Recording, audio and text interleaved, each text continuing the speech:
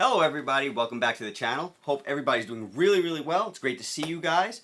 Guys, I wanted to discuss something that one of the awesome subscribers of this channel wrote into me about. They said, Joe, I'm having a little bit of trouble on tonal working my chest. And the reason why is because every time I get down to do a bench press, or every time, whether it's a one-sided bench press, or whether it's, the regular bench press with the bar or the handles, whatever the case is, they have shoulder pain, shoulder discomfort. They hear a bit of clicking. So you guys might be familiar, shoulder impingement, right? A lot of the time when people do heavy bench press movements, you can arch your back as much as you want. Sometimes you're going to get a little bit of discomfort in your shoulder, and so you might want to lay off of that workout for a little bit, and you might want to focus on maybe a different exercise, something that will allow you to work your chest, but maybe work your shoulder at a different angle in order to kind of fix that. So today I wanted to discuss the fly on this machine. Now you have incline fly, you have decline fly, and then you have like a neutral fly, a middle fly. Okay, so as you guys might be able to see right now, we're going to be doing the incline fly today. Just simply because, there's so many variations that you can do, but we're going to be working on the incline fly. Now one of the things I wanted to show you guys, let me actually take the camera, come a little bit closer. I want to show you guys Coach Kelly's form, okay? Well, it's going to be kind of hard to see on the camera. I want you to focus on how he brings his arm up. He has his other arm out, and he kind of touches his... There you go. That's perfect. You see his arm that's moving? He stops towards the middle. There's a reason I want to focus on that. The reason I want to focus on Coach Kelly's form is I'm going to show you what he's doing. Then I'm going to show you what I recommend, especially in this particular subscriber's case, okay? Now, I've noticed on with some of the form that the coaches have, everybody does things differently, guys. There's no perfect form, okay? A lot of the time, depending on what's going on, you might have to tailor a certain a certain exercise to you because of your body, okay? Your body's different than Coach Kelly's. Coach Kelly might have a certain way of doing something, or maybe he's just not showing you different variations. I want to show you guys that you can think outside the box, okay? Just because the coach on tonal is showing you one thing does not mean that you can't deviate and try to do something else, okay? So, and for a reason, if there's a reason. So the reason today is I'm going to show you what Coach Kelly's doing. Okay, I'm going to turn the weight on. He's coming like this, and he's stopping here. Nothing wrong with that. Now, again, we can take the other arm if we wanted, and we can do it at the same time, where your arms would be stopping here, okay? That's fine. But guys, mid-range is very important, okay? Now, what do I mean by mid-range? You have this invisible line in front of you, okay?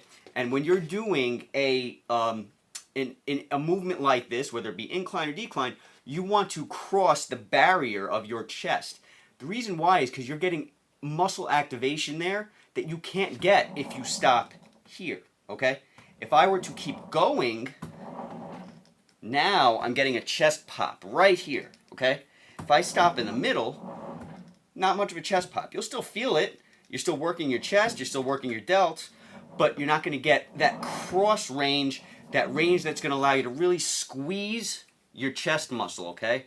That's what you want. You want to contract that muscle because that's what's going to help you to grow, right? It's going to give you the most range of motion, and you're going to squeeze that muscle, and you're going to rip more fibers. It's going to help you out a lot, all right? Now, if you're doing this and you have shoulder trouble, okay? All right, I don't want to confuse you guys. So what I recommend is you go mid-range. He stops, Coach Kelly stops here.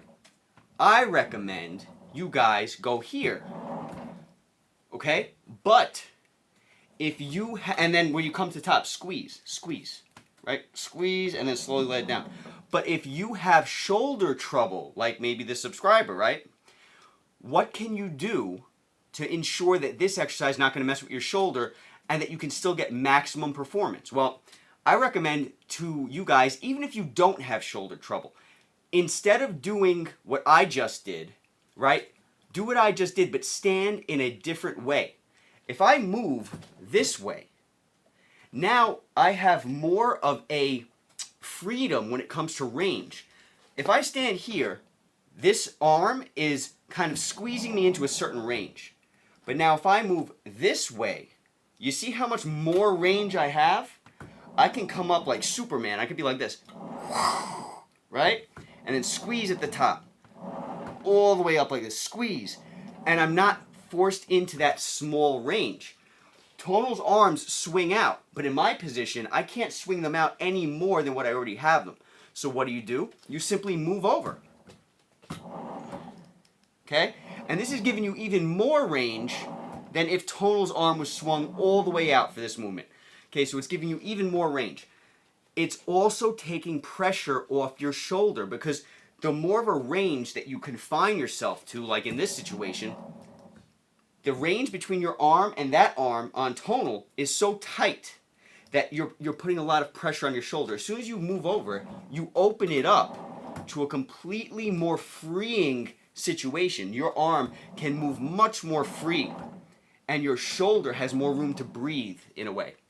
So I hope that makes sense. Now, another thing you can do, if you don't want to move over, is you can just simply turn to the side. So instead of going like this, okay, you're just going to turn to the side just a little bit. You don't want to turn too much, because you don't want to take the focus away from your chest completely. The more you're facing away from the machine, the more focus is going to be on your chest. But all you have to do is just turn a little bit, like this. Now do it. You just open yourself up to a much more freeing position. Your arm is not locked into that short range of motion. And not only that, when you come up like this on an angle, you can really, really squeeze, because you're putting your arm in a better position to push away from the weight. So you're going like this, right? You really get that good rep in. See, a problem with an incline or a decline movement, a problem with that is you can't load up too much weight on it, because you're not on a bench. You can fly back. You know what I'm saying? You have nothing stabilizing you. But by moving the angle at which you stand, or moving the, the angle at which you stand, or changing your body's position, putting you in a better place to push that weight, you can get a lot more benefit than if you were just stand neutral like this and do it with two arms, or stand neutral and do it with one arm. You can benefit more. You're getting a better angle, you're getting more range of motion, and so on. So I hope this helped, guys. I hope you guys appreciate it. Look forward to talking to you soon. I'll catch you all at the next video.